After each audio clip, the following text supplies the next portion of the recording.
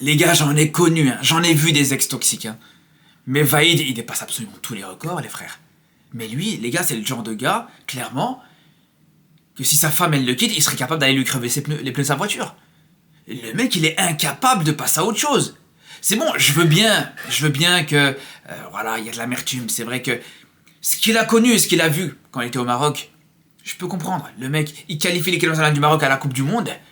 Et juste avant cette Coupe du Monde, 2 mois avant cette Coupe du Monde, il se fait virer. Bien sûr que tu peux que être frustré par rapport à ça. Tu peux que avoir une certaine amertume par rapport à ça, c'est normal, ça je le comprends tout à fait. Qu'il soit déçu par rapport à ça. Quand même juste derrière, quelques mois après, il te dit ne me parlez plus jamais du Maroc, même le M du Maroc, j'ai pas envie de l'entendre. Y a pas de problème, je peux l'entendre les gars.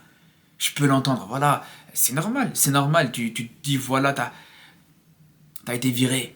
Alors que t'as fait un travail qui est respectable, il y a eu des choses un peu moins bonnes, mais il y a eu des choses bonnes dans ce qu'a fait Vaïd avec la sélection marocaine, faut pas tout cracher sur ce qu'il a pu faire. T'as eu ta participation justement à cette épopée du Maroc à la Coupe du Monde 2022 et t'as pas forcément eu la reconnaissance, et peut-être même dans sa tête, il se dit qu'il aurait pu faire la même chose, même si moi personnellement, je suis persuadé qu'il aurait été incapable de faire le même, mais ça c'est encore un autre débat. Mais bref, toute cette amertume-là, on peut la comprendre. Mais les gars, cette Coupe du Monde, ça va faire 3 ans maintenant qu'elle est passée, les gars. Ça fait 2 ans, qu'elle est passée. Au bout d'un moment, on passe à autre chose. Au bout d'un moment, à la limite que tu dises que tu veux plus parler du Maroc, il n'y a pas de problème. Mais que tu viennes dire ouvertement comme ça, le Maroc ne fait pas partie des grandes nations d'Afrique, là, il y a un petit peu d'abus. Là, entre nous, coach Vaïd, il y a un petit peu d'exagération. Je serais le premier à ne pas dire que le Maroc c'est la meilleure équipe d'Afrique. Moi-même, je ne veux pas vous le dire. La meilleure équipe d'Afrique, ok, y a pas de problème. On se revendique pas, je revendique pas cette équipe du Maroc comme la meilleure équipe d'Afrique. À partir du moment où on se fait taper en 8ème de finale contre l'Afrique du Sud, c'est même culotté de venir dire ouais, on est la meilleure équipe d'Afrique. Mais de là à dire le Maroc ne fait pas partie des meilleures nations africaines, les gars, ça si c'est pas de la mauvaise foi, ça si c'est pas du seum, de la jalousie par rapport à sa situation, faut juste arrêter les gars. Parce que bien sûr, encore une fois, comme je vous dis, le Maroc, c'est pas la meilleure nation, mais ça fait partie des meilleures nations, là, actuellement. Si on doit citer les 4-5 grosses nations africaines, bien sûr, il y a la Côte d'Ivoire, il y a le Sénégal, il y a l'Égypte, il y a le Maroc, il y a l'Algérie. Après, on peut commencer à parler de la RDC, on peut commencer à parler de ce genre de nations-là. Mais dans le top 5 des meilleures nations africaines, les gars, au minimum, bien sûr, le Maroc y est. Et vous savez, franchement, il y a un truc qui est dommage, parce que encore, qui est cette amertume, qui est cette déception d'avoir été injustement viré par la sélection marocaine, c'est une chose. Mais les gars, moi ce que je comprends pas, et là où il se fait du mal à lui-même, c'est qu'il s'est un petit peu exclu de lui-même de cette histoire, les frères. Lui-même, il est resté en mauvais termes avec la fédération, lui-même, voilà, il a gardé, comme je vous dis, cette amertume-là, cette déception-là, etc. Mais moi, les gars, moi j'ai aucun problème à dire qu'aujourd'hui, voilà, dans ce qu'a fait le Maroc à la Coupe du Monde 2022, Vaïd a clairement sa responsabilité. Et il a apporté sa pierre à l'édifice. Faut pas cracher sur ce qu'il a fait, encore une fois, les gars, je vous dis la vérité. Mais le problème, c'est que, à force, justement, de mal parler à chaque fois sur le Maroc, de salir à chaque fois l'équipe nationale marocaine, de à chaque fois dire du négatif sur cette équipe nationale, là, c'est compliqué de garder un souvenir positif de lui, d'avoir du respect pour son passage avec la sélection marocaine. C'est normal, les gars.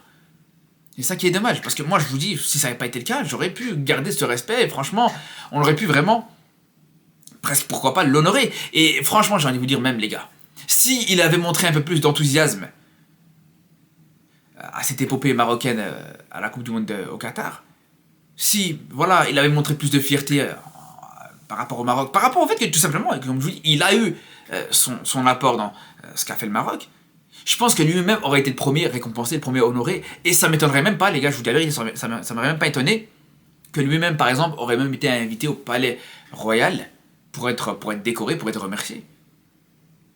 C'est aussi simple que ça, les gars. Parce que si vous vous souvenez, moi je vais vous donner un exemple très simple.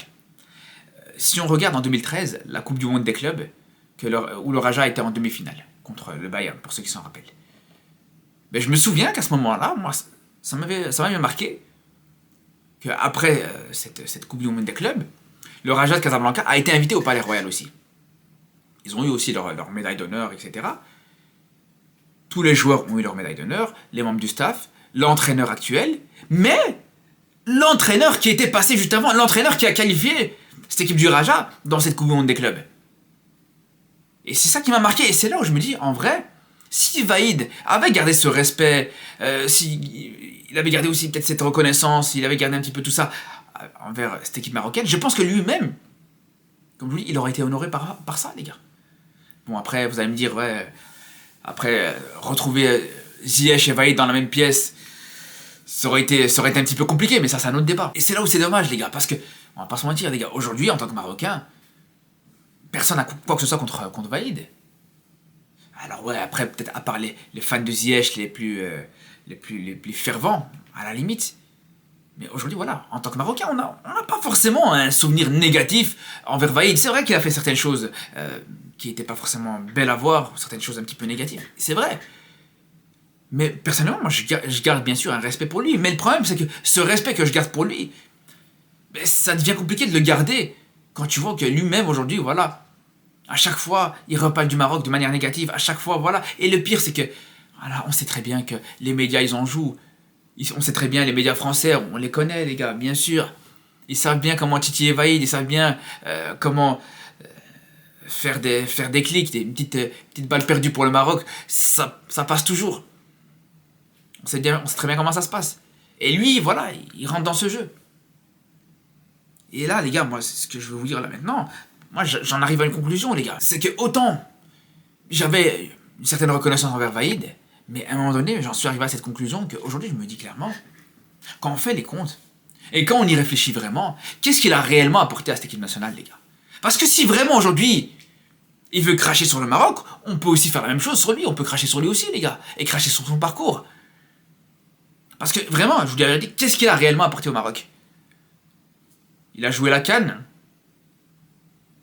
Sur cette CAN, ben, il sort en quart de finale. Son plus gros exploit dans cette CAN, c'est d'avoir battu le Malawi en huitième de finale. J'ai envie de vous dire, les frères.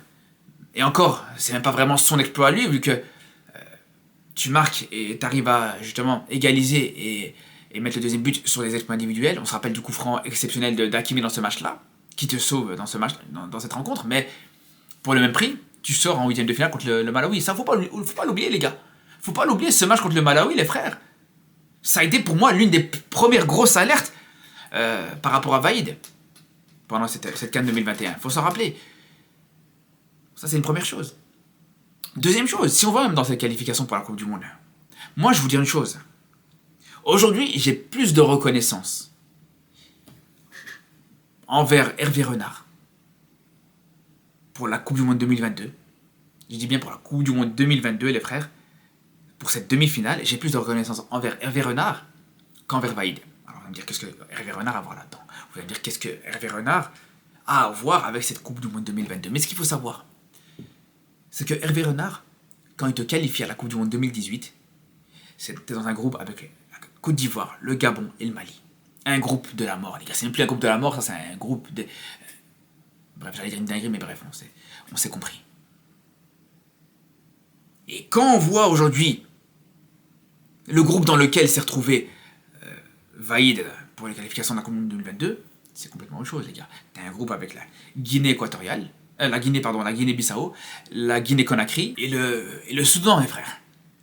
Et même si actuellement le Soudan, c'est vrai que ça devient un petit peu plus correct, ça devient une équipe intéressante, mais c'était pas le cas à l'époque. Donc, faut le dire, les gars. Et en plus de ça, du côté de la Guinée-Conakry, à ce moment-là, pareil, au niveau de l'effectif, t'avais pas Guirassy qui était stratosphérique. T'avais le pays qui était en période d'instabilité politique où il y avait un coup d'État.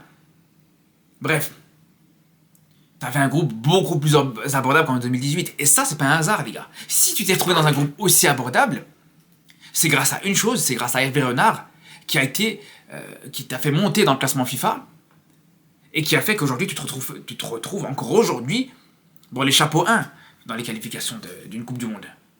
Ou d'une Coupe d'Afrique d'ailleurs aussi. Et c'est pour ça aujourd'hui, j'ai plus de reconnaissance envers Hervé Renard qui t'a remis cette équipe du Maroc parmi les grandes nations africaines, n'en déplaise justement à Vahid Halilhodžić, que pour Vaïd, qui te qualifie en Coupe du Monde, en ayant comme adversaire le plus relevé la RDC. La République démocratique du Congo, qui était même pas, là aussi, dans sa meilleure, qui était pas dans sa meilleure période, c'était une période où c'était très compliqué, où des joueurs ont boycotté la sélection, où des joueurs étaient en conflit avec la fédération, où voilà. C'est pas, là aussi, la RDC d'aujourd'hui qui vraiment, c'est pas mal ce qu'ils font actuellement. Et c'est là où je vous dis, les frères,